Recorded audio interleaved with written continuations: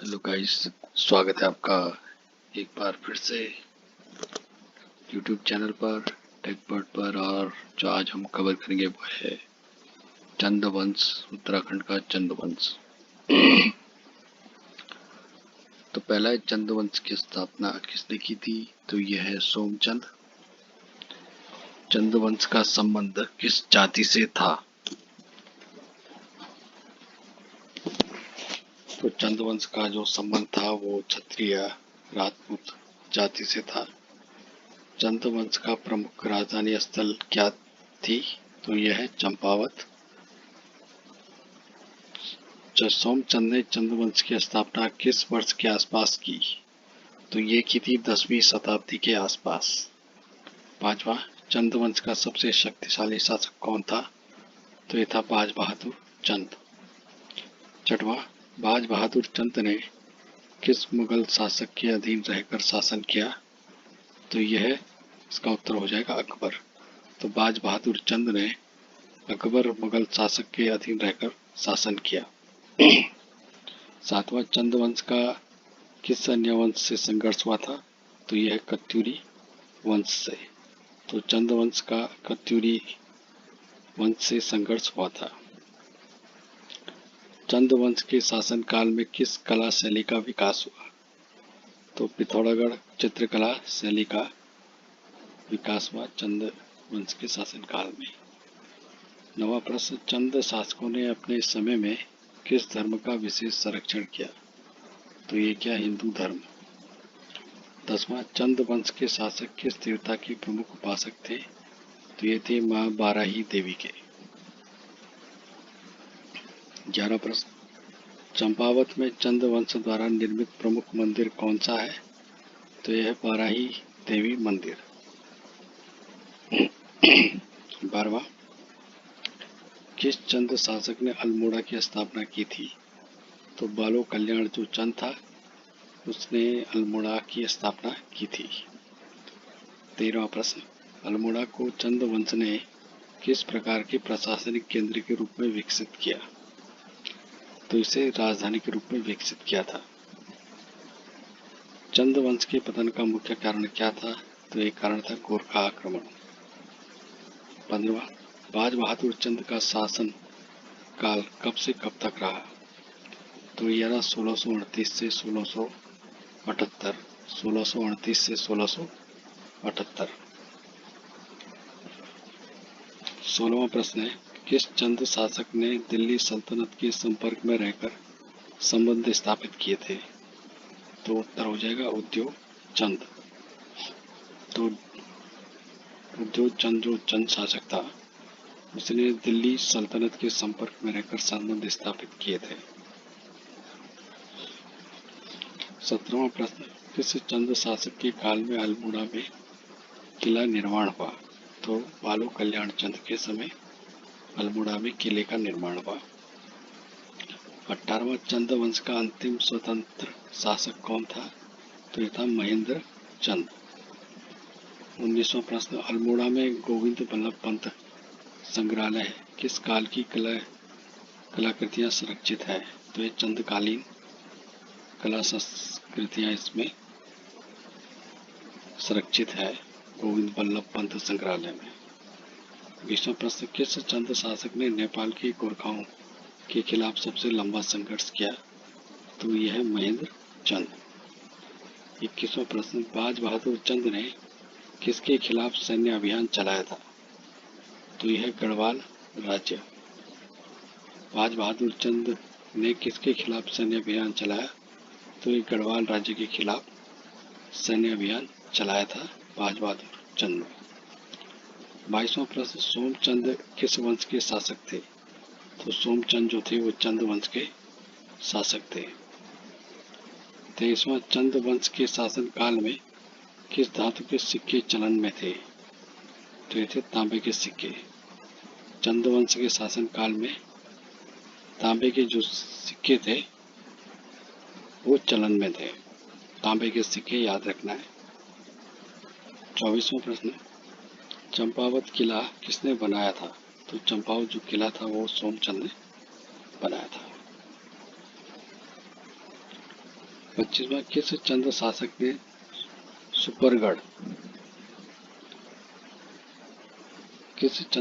ने सुपरगढ़ किला बनवाया था? तो बाज बहादुर जो चंद थे उन्होंने सुपरगढ़ किला बनवाया था। 26वां प्रश्न, सोमचंद किस राज्य से आकर कुमाऊं में बसे थे? तो सोमचंद जो थे कन्नौज राज्य से आकर कुमाऊं में बसे थे। 27वां, चंद वंश के शासकों द्वारा स्थापित प्रमुख धार्मिक स्थल कौन से हैं? तो ये जागेश्वर धाम, ग्वालदम। चंद वंश के शासकों द्वारा स्थापित प्रमुख धार्मिक स्थल कौन से हैं? तो ये जागेश्वर धाम, ग्वालदम। 28वां, चंद वंश का शासन किस क्षेत्र में था? तो ये था कुमाऊं क्षेत्र में। 29वां प्रश्न है, बाज बहादुर चंद ने किस कुमाऊं क्षेत्र का सबसे अधिक विस्तार किया था? तो ये क्या था? अल्मोड़ा के आसपास इलाकों में, अल्मोड़ा और उसके आसपास के इलाकों में बाज बहादुर चंद ने सबसे अधिक विस्तार किया था। 30वां प्रश्न, गोरखा आक्रमण के समय चंदवंश का शासक कौन था? तो ये था महेंद्र चंद। 31वां प्रश्न, चंदवंश के किस शासक ने तिब्बत से व्यापारिक संबंध बनाए? तो ये बनाए बाज बहादुर चंद। 32वां, चंदवंश के शासन में कौन सा महत्वपूर्ण किला सैन्य केंद्र था? तो ये था अल्मोड़ा का किला। 33वां प्रश्न, चंदवंश किस भारतीय राज्य से संबंधित था? तो था उत्तराखंड से। 34वां, कत्यूरी वंश के पतन का किस वंश के उदय से हुआ? कत्यूरी वंश का पतन किस वंश के उदय से हुआ? तो ये चंदवंश, यानी कि यहाँ कत्यूरी वंश समाप्त हुआ, वहाँ चंदवंश क्या हो गया? प्रारंभ। 35वां, चंदवंश के शासनकाल में शिक्षा का प्रमुख केंद्र कौन सा था? तो ये था चंपावत। चंपावत जो था वो शिक्षा का प्रमुख केंद्र था। 36वां प्रश्न, किस मुगल सम्राट के काल में बाज बहादुर चंद ने अधीनता स्वीकार की? तो ये औरंगजेब के समय में। 37वां प्रश्न, चंदवंश के किस शासक के काल में सबसे अधिक मंदिर बने? तो बाज बहादुर चंद के समय में सबसे अधिक मंदिर बने थे। 38वां, कुमाऊं क्षेत्र के विकास में चंदवंश का सबसे बड़ा योगदान क्या रहा? तो यह प्रशासनिक व्यवस्था और सांस्कृतिक समृद्धि। प्रशासनिक व्यवस्था और सांस्कृतिक समृद्धि दो महत्वपूर्ण चीजें थी जो कुमाऊं क्षेत्र में चंदो वंशों के समय हुआ। 39वां प्रश्न, चंदवंश के किस शासक ने जागेश्वर मंदिर समूह का संरक्षण किया? तो क्या? सोमचंद ने जागेश्वर मंदिर समूह का संरक्षण किया था। 40वां प्रश्न, चंदवंश का प्रमुख त्योहार कौन सा था? तो ये था नैनीताल झील पूजा। नैनीताल जो झील पूजा थी वो चंदवंश का प्रमुख त्योहार था। 41वां प्रश्न, सोमचंद ने शासन की शुरुआत किस स्थान से की? तो ये की चंपावत से। 42वां प्रश्न, बाज बहादुर चंद ने किस युद्ध में गढ़वाल नरेश को हराया था?